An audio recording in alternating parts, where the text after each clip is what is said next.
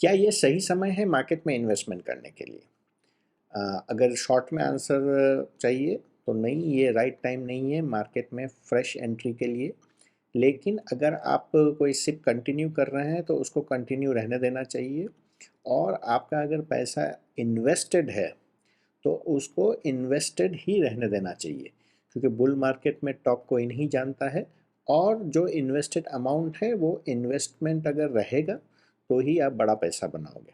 लेकिन अगर आप अपने इन्वेस्टमेंट को कहीं पे भी प्रॉफिट बुक करते हैं और उस प्रॉफिट को बाहर निकालते हैं और उसके बाद उसको फिर से फ्रेश एंट्री करना चाहते हैं किसी और शेयर में, तो ये मान के चलिए कि अगर वो शेयर हाफ भी हो जाए या 20-30% करेक्ट भी हो जाए, तो आपको उस पैसे को नेक्स्ट 3-4 ईयर्स या 5 ईयर्स तक नहीं चाहिएगा और उसको निकालना नहीं पड़ेगा।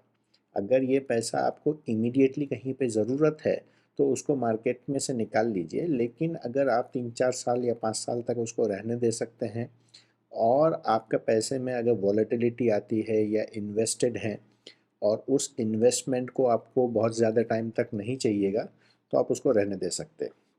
हाँ, एक और पॉइंट कि आप जो प्रॉफिट बुक कर रहे हैं, तो जिस स्टॉक में आप प्रॉफिट बुक कर रहे हैं, उसमें मेक श्योर कीजिए कि उसके फंडामेंटल्स के बेसिस पे आप उस स्टॉक में से प्रॉफिट बुक करें, ना कि वैल्यूएशंस के बेसिस पे।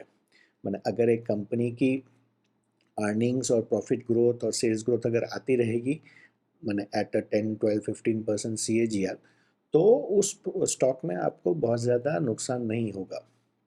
लेकिन अगर आपने उसको 100, 200, 300 के पी पे ले लिया, या फिर 2-3% की सेल्स ग्रोथ है और उसको आपने 15-17 या 20 के पी पे या 40 के पी पे ले लिया, तो आपको प्रॉब्लम आ सकती है। लेकिन आप जब भी प्रॉफिट बुक करें तो वापस वही पैसा डालें जो 4-5 साल तक आप ना देखें तो चलेगा।